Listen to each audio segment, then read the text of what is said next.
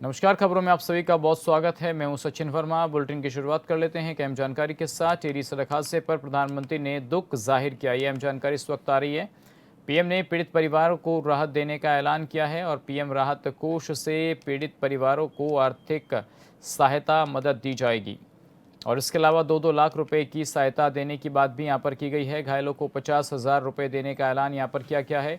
सड़क हादसे में 8 लोगों की मौत हो गई थी।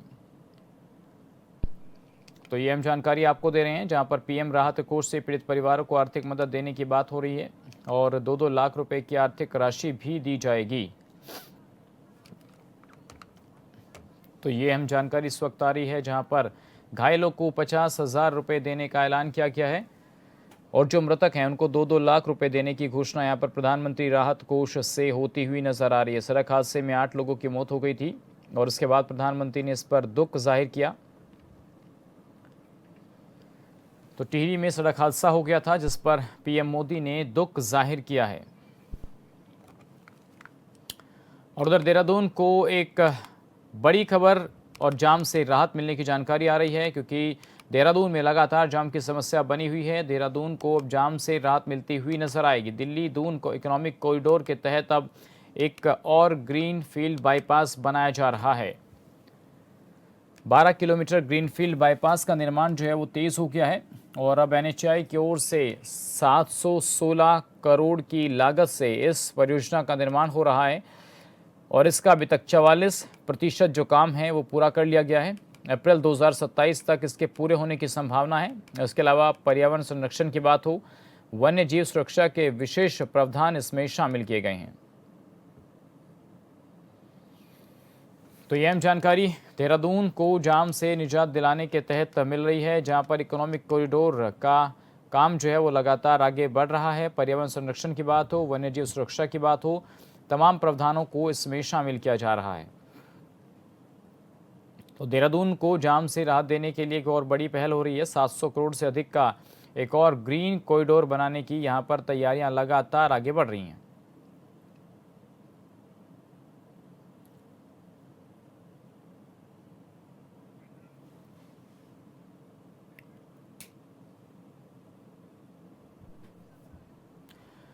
कैबिनेट मंत्री गणेश जोशी और नगरपालिका अध्यक्ष मीरा सकलानी ने आपदा के चलते मसूरी नगरपालिका क्षेत्र में क्षतिग्रस्त 5 दुकानों के निर्माण कर उद्घाटन किया।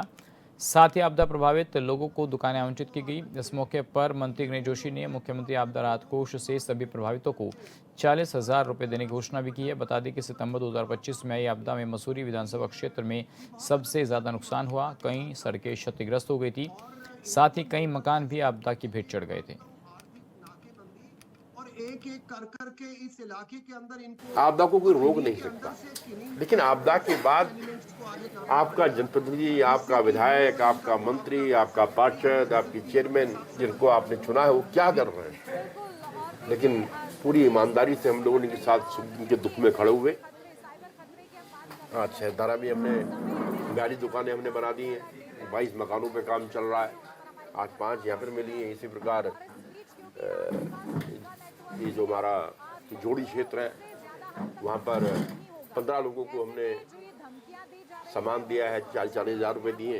इस अवसर पर मैंने यहाँ भी इन लोगों को भी जो है 40-40 हज़ार रुपये मुख्यमंत्री राहत कोष से दिलाने की मैंने घोषणा की है, ताकि ये अपना कुछ सामान वगैरह रोजगारी के लिए यहाँ बढ़ सके।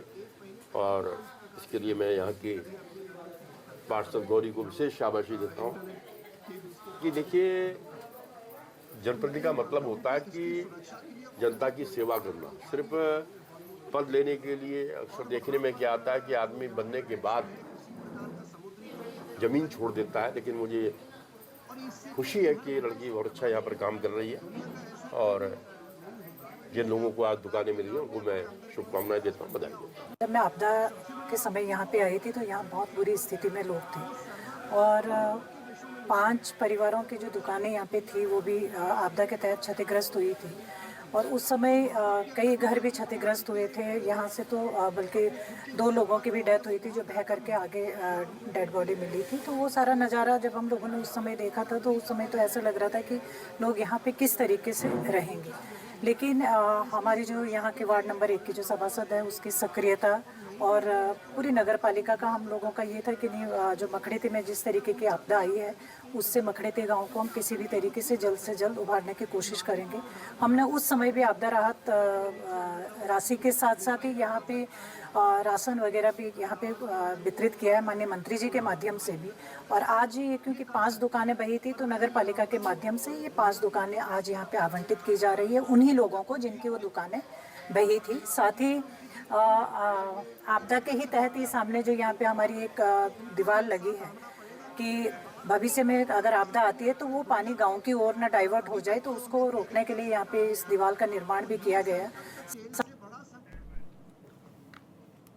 विकासनगर विधानसभा क्षेत्र के विकास को रफ्तार देने की दिशा में बड़ी पहल की गई, जहां क्षेत्रीय विधायक मुन्ना सिंह चौहान ने करीब 3 करोड़ 35 लाख की लागत से बनने वाली तमाम विकास योजनाओं का भूमि पूजन कर विधिवत शुभारंभ किया।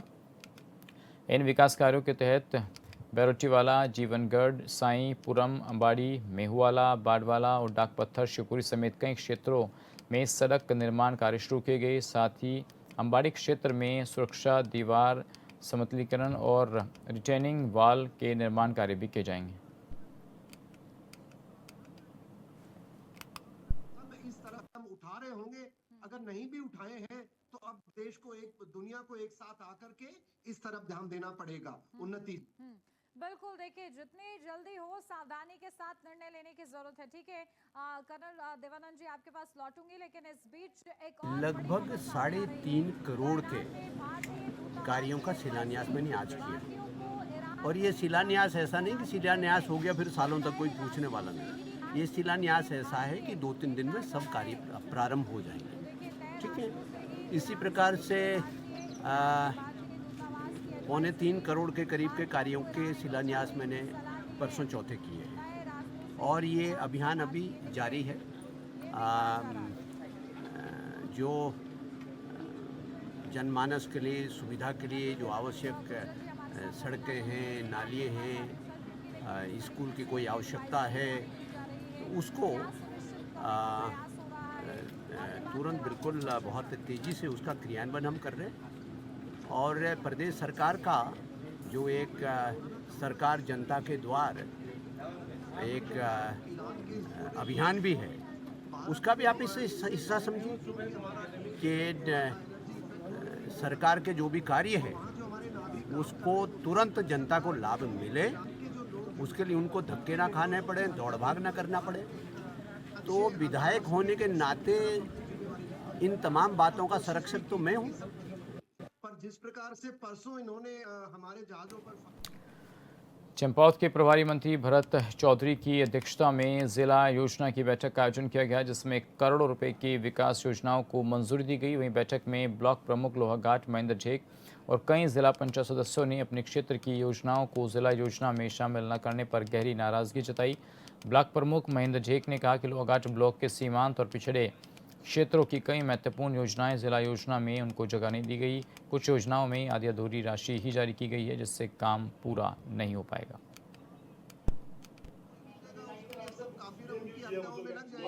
पर्सनल किसी कोई नाराज़गी नहीं है। सब सर्वप्रथम में जो हमारे आज प्रभारी मंत्री जी हैं और हमारे सीएम साहब मुख्यमंत्री धामी जी हैं और जिलाधिकारी महोदय का धन्यवाद कहना चाहूँगा कि आज अच्छी तरह से एक जिला योजना की बैठक यहाँ पे संपन्न हुई है और सभी लोगों को यहाँ पे रखा हुआ है, सभी कार्यों को यहाँ पे रखा हुआ है, उसके लिए मैं धन्यवाद कहना चाहूँगा। लेकिन मैं एक ब्लॉक प्रमुख होने के नाते मेरी भी बहुत गाँव की समस्याएँ होती हैं। उन समस्या को मैंने विभिन्न कार्यालयों में जाके अपने पत्र दिया था, लेकिन मैं जब यहाँ आके देखता हूँ तो उनमें कोई भी काम वहाँ पे उचित तरीके से नहीं रखा गया है। जो रोड 2 किलोमीटर बननी है उसमें 6 लाख रुपए दिया गया है, जो 800 मीटर की रोड है उसमें 9 लाख रुपए दिया गया है, ताकि मुझे लगता है कि जो पैसा दिया गया है वो एक दुरुपयोग है, क्योंकि उस पैसे से उस रास्ता पूरा होना नहीं है। तो रास्ता पूरा नहीं होगा तो उसको लोगों का क्या कहते हैं लाभ नहीं मिल पाएगा। यही मेरी लड़ाई है कि जो भी कार्य जिला योजना में है, राज्य योजना में कहीं पे भी हो रहे हैं, उनको पूर्ण रूप से किया जाए ताकि उसका लाभ समाज को मिल सके, आने टाइम में मिल सके। खबर मसूरी से है, जहां छावनी परिषद का नाम बदलकर रामगिर रखने के प्रस्ताव का शहर के सभी सामाजिक और राजनीतिक दलों के साथ ही आम लोगों ने विरोध करना शुरू कर दिया है। वहीं आपत्ति की अंतिम तिथि में Mussoorie traders and welfare association के साथ ही छावनी परिषद के पूर्व उपाध्यक्ष ने इस पर अपनी कड़ी आपत्ति व्यक्त की है। लोगों का कहना है कि छावनी परिषद लंढोर की अपनी अलग पहचान है और यहाँ पर 4 दुकान और लाल टिब्बा के साथ ही महत्वपूर्ण संस्थान भी मौजूद हैं। एकजुट है, राज्य संस्थाएं जो है वो एकजुट है। सीधा रुक करते खास मेहमान का, कर्नल देवानंद गुर्जर जी लगातार हमारे साथ बने हुए हैं। देखिए सर, जिस तरीके से ये कहा जा रहा है ईरान की ओर से कि हमें बंटना नहीं है, एकजुट रहना है, क्या संदेश देने का भारतवर्ष में तमाम छावनी जितनी है उन पर एक प्रस्ताव आया है। उस प्रस्ताव के अंतर्गत जितनी छावनी भारतवर्ष में है इनके मार्गों का नाम, इनका नाम चेंज इनके बदलने का एक प्रस्ताव आया है। इस प्रस्ताव की विज्ञप्ति अखबार में 17 अप्रैल को छपी थी, जिसमें 7 दिन का समय मिला था कि लोग अपनी आपत्ति दर्ज करें। इस प्रेस विज्ञप्ति के अनुसार लंढौर छावनी कैंटोनमेंट बोर्ड द्वारा लंढौर छावनी, लंढौर कैंट का नाम रामगिर कैंट हो जाएगा। हमने एक बैठक बुलाई अपनी व्यापारियों की, हमने कई व्यापारियों से बात करी, कई नागरिकों से बात करी और ये देखा कि लंढौर खुद में एक ऐतिहासिक नाम है जो ना सिर्फ ब्रिटिश काल से जुड़ा हुआ है बल्कि आज़ादी से जुड़ा हुआ है।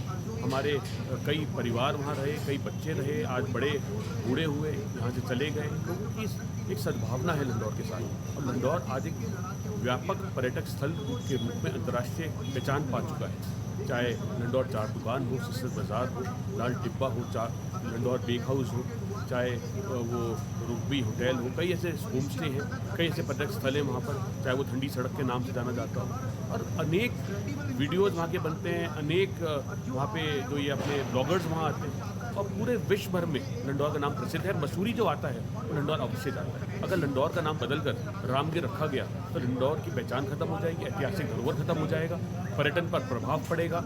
लंढौर छावनी को समस्त अपने दस्तावेजों पर नाम बदलना पड़ेगा, वेबसाइट बदलनी पड़ेगी, जिसका एक भारी खर्चा होगा, एक अस्तित्व की लड़ाई लड़नी पड़ेगी और आपसी मतभेद होने का पूरी संभावना है। इसलिए हमने आज एक प्रस्ताव रखा, एक निवेदन करा, एक ज्ञापन दिया अंग्रेजी में, हिंदी में, दोनों में, इसमें साफ स्पष्ट किया कि ये नाम नहीं बदलना चाहिए। लंढौर का प्रारूप बचाने के लिए लंढौर कैंट ही नाम उपयुक्त है। ने पिछले 50 बद्री विशाल भगवान के जयकारों और वैदिक मंत्रोच्चारण के बीच भू बैकुंठ नगरी बद्रीनाथ धाम के कपाट खुल गए हैं। 6:15 के शुभ मेष लग्न पर बद्रीनाथ धाम के कपाट को अब आम श्रद्धालुओं के लिए खोल दिया गया है। इस खास मौके पर मंदिर को 25 क्विंटल पुष्पों से सजाया गया। राज्य के सीएम भी इस मौके पर मौजूद रहे।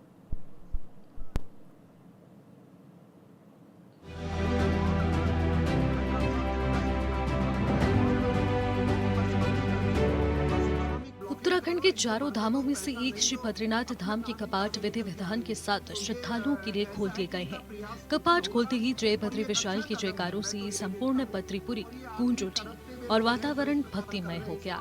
कपाट खुलने के बाद से लगातार श्रद्धालु सिंह द्वार के मार्ग से भगवान श्री बद्री विशाल जी के दर्शनों का पुण्य लाभ अर्जित कर रहे हैं। इसका एक छोटा सा टुकड़ा आपको दिखा रहा हूँ।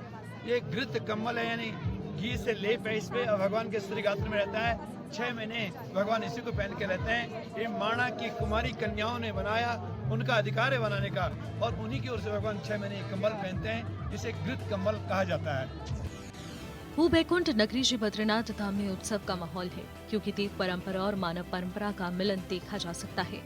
जहां देवताओं से हम मनुष्यों के पास श्री हरिनारायण प्रभु की नित्य दैनिक पूजा अर्चना का दायित्व संभाल रहे हैं। ये दायित्व बद्रीनाथ धाम के मुख्य पुजारी बंदी रावल जी निभा रहे हैं। साथ ही बद्री विशाल जी की बद्रीश पंचायत की भी दर्शन हो रहे हैं। पीकेटीसी के उपाध्यक्ष ऋषि प्रसाद सती की अगुवाई में यात्रा प्रबंधन, भीड़ प्रबंधन के साथ ही यात्रा व्यवस्थाओं पर पैनी नजर रखी जा रही है और अतिथि देवो भव की परंपरा का निर्वहन किया जा रहा है। काल खुले मेघ लग्न में प्रदेश की यशस्वी मुख्यमंत्री जी ने पहले आकर के भगवान के दर्शन किए और वहां से घृत कम्बल का प्रसाद दिया। और जिस प्रकार से मुख्यमंत्री जी को इस बद्रीनाथ धाम की एक चिंता थी, वो कल उन्होंने रात्रि विश्राम किया और यहाँ पे जो भी मास्टर प्लान के कार्य चल रहे हैं उनको देखा। आने वाले समय में माननीय प्रधानमंत्री जी भी शायद बद्रीनाथ के दर्शन करने आएंगे। और आज जिस प्रकार से श्रद्धालुओं में उमंग देखा और बद्रीनाथ केदारनाथ मंदिर समिति यात्रियों को यात्रा में दर्शन कराना उसका मुख्य ध्येय है और वो दर्शन सुलभ कराएगी और इसी प्रकार से बद्रीनाथ केदारनाथ समिति श्रद्धालुओं को ऐसे ही दर्शन कराती रहे। वहीं सूबे के मुख्यमंत्री पुष्कर सिंह धामी ने बद्रीनाथ धाम पहुंचकर भगवान बद्री विशाल के दर्शन किए और पूजा अर्चना की। वहीं बड़ी संख्या में बद्रीपुरी पहुंचे श्रद्धालु आत्मीयता के साथ सिंहद्वार मार्ग से श्री हरिनारायण प्रभु के दर्शनों के साथ अखंड ज्योति दर्शन का पुण्य लाभ अर्जित कर रहे हैं। दरअसल बद्रीनाथ धाम में भगवान विष्णु बद्री नारायण के रूप में विराजित हैं, जहां उनकी 1 मीटर ऊंची काले पत्थर की स्वयंभू मूर्ति स्थापित है, जो आदि गुरु शंकराचार्य ने नारद कुंड से निकालकर मंदिर में स्थापित की थी। ये मूर्ति भगवान विष्णु की 8 स्वयं प्रकट प्रतिमाओं में से एक मानी जाती है। आज अब हमारे चारों ही धामों के विधिवत रूप से कपाट खुल गए हैं। आज भगवान बद्री विशाल के भी कपाट खुल गए हैं। सभी भक्तों के लिए सभी हमारे धाम तैयार हैं। सभी दर्शन के लिए आने वाले लोगों के लिए सभी व्यवस्थाएं सुव्यवस्थित रूप से करने का प्रयास किया गया है। अभी चूंकि पिछले वर्ष और इस वर्ष अभी भी यात्रा शुरू होने से पहले तक लगातार बर्फबारी होती रही है, लेकिन उसके बावजूद भी सभी इंतजाम किए गए। सभी भक्तगण सभी आए, सभी श्रद्धालु आए, सबका स्वागत है, सबका अभिनंदन है। अच्छी यात्रा होगी, अच्छी व्यवस्था मंदिर समिति के द्वारा भी यहाँ पर की गई है। और ये भगवान बद्री विशाल की नगरी है। यहाँ हमारे प्रधानमंत्री जी ने 2022 में इस भगवान बद्री के स्थान का मास्टर प्लान यहाँ के लिए तैयार करवाया था, जो आज काफी आगे बढ़ गया है। काफी काम यहाँ पर हो रहे हैं और भव्य बद्री, दिव्य बद्री के रूप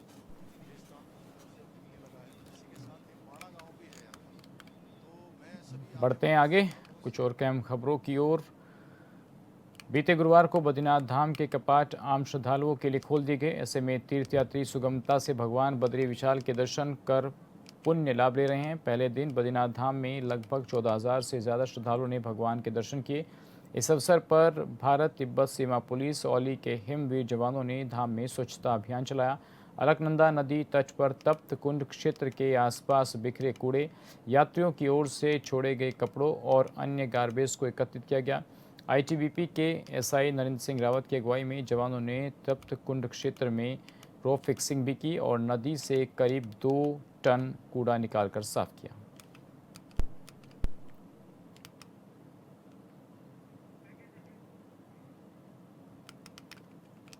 महिला आरक्षण पर उत्तराखंड में सियासत चरम पर है। सरकार ने 28 अप्रैल को विधानसभा का विशेष सत्र बुलाया, तो उसमें पहले कांग्रेस ने विधानसभा के बाहर धरना दिया। 24 अप्रैल को देहरादून में आक्रोश रैली निकाली गई, जिसमें बीजेपी के हजारों कार्यकर्ता शामिल होंगे।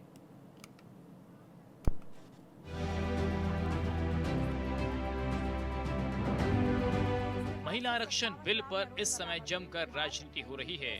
कांग्रेस ने देहरादून में विधानसभा भवन के बाहर सरकार के खिलाफ धरना दिया। कांग्रेस की मांग है कि साल 2023 में राज्यसभा और लोकसभा से पास महिला आरक्षण बिल के आधार पर महिलाओं को 33% रिजर्वेशन दिया जाए। बंद करो, बोलना बंद करो। सब जानते हैं कि तुम महिलाओं को 33% आरक्षण नहीं देना चाहते थे, पहले से ही नहीं देना चाहते थे। जन दबाव में विधेयक पारित जरूर हुआ 2023 में, तुमने उसको लागू नहीं किया, चुप बैठे रहे।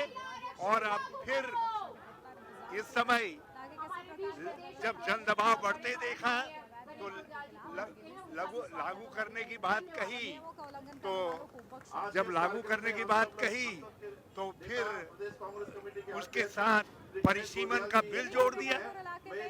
परिसीमन का बिल उसके साथ जोड़ करके आप जानते थे कि परिसीमन के सवाल पर अभी राष्ट्रीय सहमति नहीं बनी है। तो महिलाओं के आरक्षण का विधेयक जो पहले ही पारित हो चुका था, उसके साथ परिसीमन को जोड़ना फ्रॉड था, भाजपा का सुनियोजित षड्यंत्र था और उस षड्यंत्र का सीधी परिणति थी कि वो विधेयक पारित नहीं हो पाया। हरीश रावत सहित कांग्रेस के दिग्गज नेताओं ने महिला आरक्षण पर बीजेपी सरकार को घेरते हुए कहा कि कांग्रेस प्रदर्शन करते हुए सरकार से कहने आई है कि सरकार अपना प्रपंच और झूठ बोलना बंद करे। सभी जानते हैं कि बीजेपी की सरकार पहले से ही महिलाओं को 33% आरक्षण नहीं देना चाहती थी। 2023 में जन दबाव के चलते महिला आरक्षण विधेयक जरूर पारित हुआ, लेकिन सरकार ने इसे लागू नहीं किया। आप सब जानते हैं कि ये कार्यक्रम हमारा भारतीय जनता पार्टी के झूठ को पर्दाफाश करने का कार्यक्रम है। जैसे कि आप सब जानते हैं कि प्रदेश की सरकार ने विधानसभा का 1 दिवसीय सत्र विशेष रूप से आमंत्रित किया। हम पहले ही कह चुके हैं कि 3-4 दिन पहले हम इस बात को कह चुके हैं कि ये सिर्फ कांग्रेस को कोसने के लिए सत्र बुला और कांग्रेस को इसलिए कोसना चाहते हैं कि कांग्रेस वास्तविक रूप में महिला आरक्षण के पक्ष में है। ये महिला आरक्षण में रोड़ा अटका रहे हैं और कांग्रेस को दोषी ठहरा रहे हैं। कांग्रेस को किसी भी रूप में महिला आरक्षण के मामले में इस देश की, इस प्रदेश की जो जागरूक जनता है, जागरूक हमारी बहनें हैं, माताएं हैं, वो सब जानते हैं कि कांग्रेस ने अतीत से लेकर अब तक अगर महिलाओं के आरक्षण के संबंध में कोई हितैषी रहा है तो वो कांग्रेस पार्टी रही है। कांग्रेस के प्रदेश अध्यक्ष गणेश गोदियाल ने कहा कि ये प्रदर्शन बीजेपी के झूठ का पर्दाफाश करने के लिए किया गया है। उन्होंने कहा कि प्रदेश सरकार ने विधानसभा का 1 दिवसीय विशेष सत्र आहूत किए जाने का निर्णय लिया है। कांग्रेस पार्टी पहले ही इस बात को कह चुकी है कि विशेष सत्र कांग्रेस को कोसने के लिए बुलाया जा रहा है।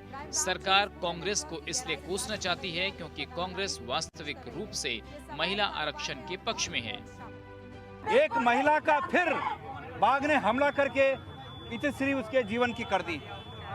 ये सरकार महिलाओं की एक तरफ जंगली जानवर हत्याएं कर रहे हैं, खा रहे हैं, और उस पर ये ऊपर से एक तो कोड और ऊपर से खाज, ये सरकार का स्टेटमेंट है कि महिलाएं जंगल क्यों जा रही हैं। सरकार को मैं ये बताना चाहता हूं, वन मंत्री जी को मैं ये जताना चाहता हूं कि वर्तमान आज की जो घटना है, खेत में काम कर रही महिला को बाघ ने निवाला बना दिया।